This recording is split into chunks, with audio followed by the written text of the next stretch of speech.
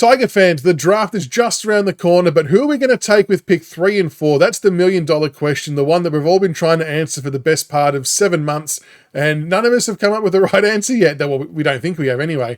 But I thought I'd do a fun little exercise today with having a look at some of the what seem like probable pairings of that 3 and 4. And this is on the back of, I suppose, a little bit of a wish list perspective, but also on the back of some information that came through last night from a couple of posters who do have some pretty good background and posting history when it comes to draft information and knowledge. Now, before everyone jumps up and down, both of them have said that Richmond have kept their cards extraordinarily close to their chest, so it could mean anything, it could mean nothing. But the first part of it is that Blair Hartley was up in Mildura, I think yesterday or the day before, meeting with Sam Cumming and his family, apparently, and that was from a first-hand sort of account with someone who's got a pretty good connection up that way with some Richmond people. And they also had said that, Richmond had expressed their interest and desire to have the SA players on board. Then there was a secondary person who had spoken about a while ago.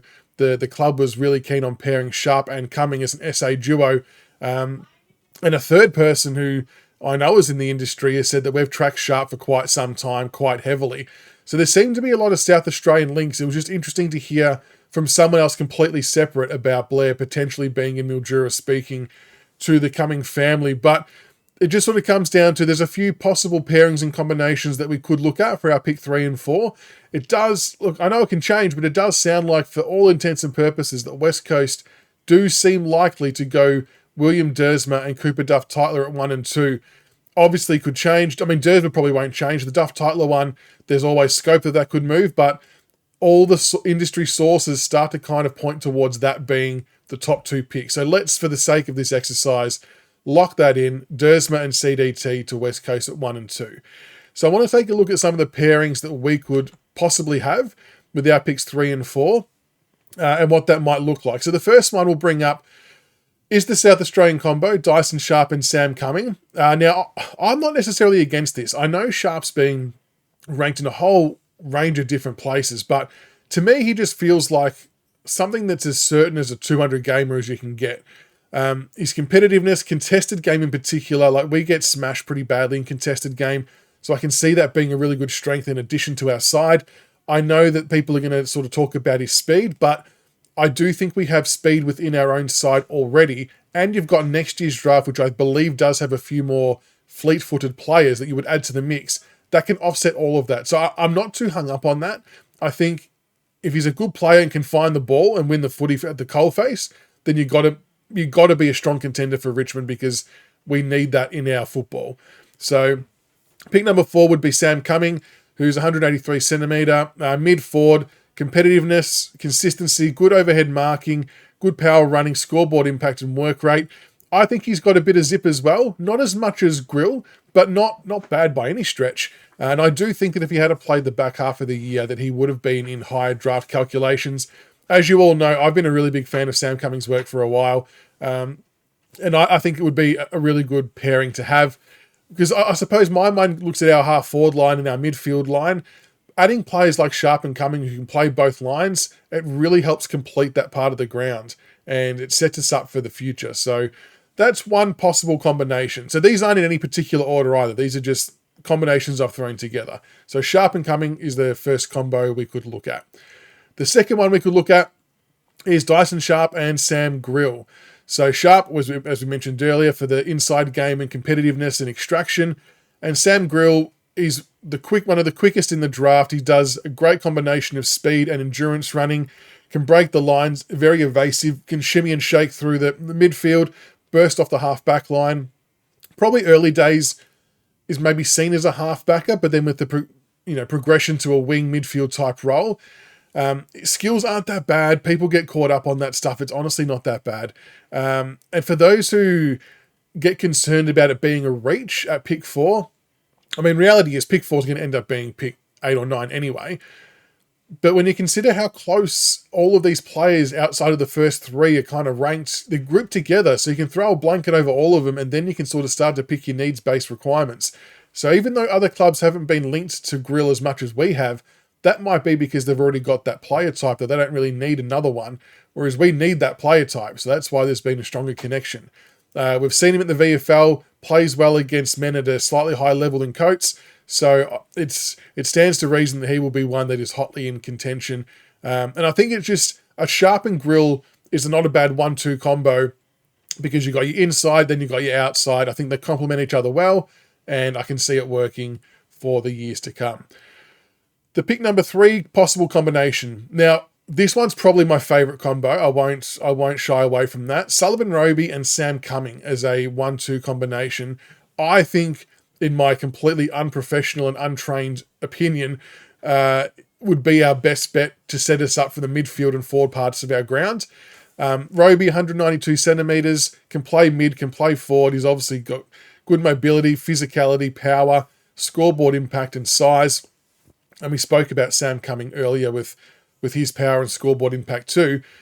But again, when I mentioned the half forward line, these two are probably the ones that can have the most impact in the front half of the ground. So even though Dyson Sharp has played forward a little bit recently and kicked goals, I think these two have better forward craft and do it at a higher level, especially aerially, like they're marking overhead. Roby and Cumming both pretty good markers. And Roby being 192 centimetres, like you got to remember, that's bigger than Sam Lawler. And Lawler's a bit of a handful and a headache for players up forward as well. So Roby being a bit taller again, it's kind of becomes that hybrid forward who can then rotate into the midfield. And then long term, your midfield and half forward rotation becomes so deep and so dangerous pretty much for all minutes of the match that I think that's why for me, this is the ideal combo. But that doesn't mean I'm right, and that doesn't mean it's what's going to happen. It's just my preference. The next combo to look at would be Roby and Sam Grill. For similar reasons to the Sharp and Grill one earlier, you get your inside play with physicality and strength, who can play midfield and forward, and then you've got your outside run and potential halfback flank runner in Sam Grill. So I actually do think that these two complement each other quite well as well. Obviously playing at different parts of the ground means you get a bit of coverage on either end, and both could ultimately end up in the midfield in a few years' time. And again, I think they can complement each other with the way they both play. The next combo we could look at would be, again, at separate parts of the ground. Go the Eastern Rangers double. Go Sullivan Roby and Xavier Taylor, friends of the Big Footy Tigercast. They were both on for a chat. What I'll say about Xavier Taylor is, don't get caught up about him playing as a defender and being listed as a defender.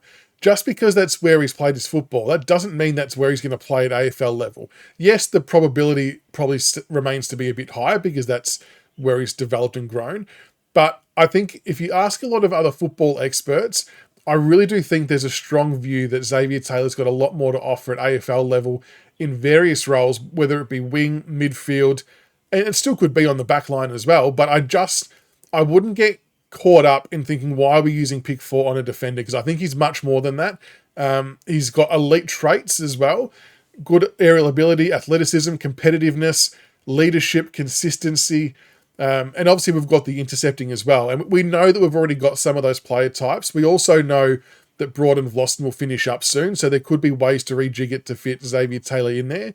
We know that Luke Trainer's going to go back there as well in a similar type of mould and do that type of role as well. So this is what I mean by, I wouldn't worry about how Taylor fits into the back line, because I think there'd be other ways to fit him in to benefit from his tools and his skill set.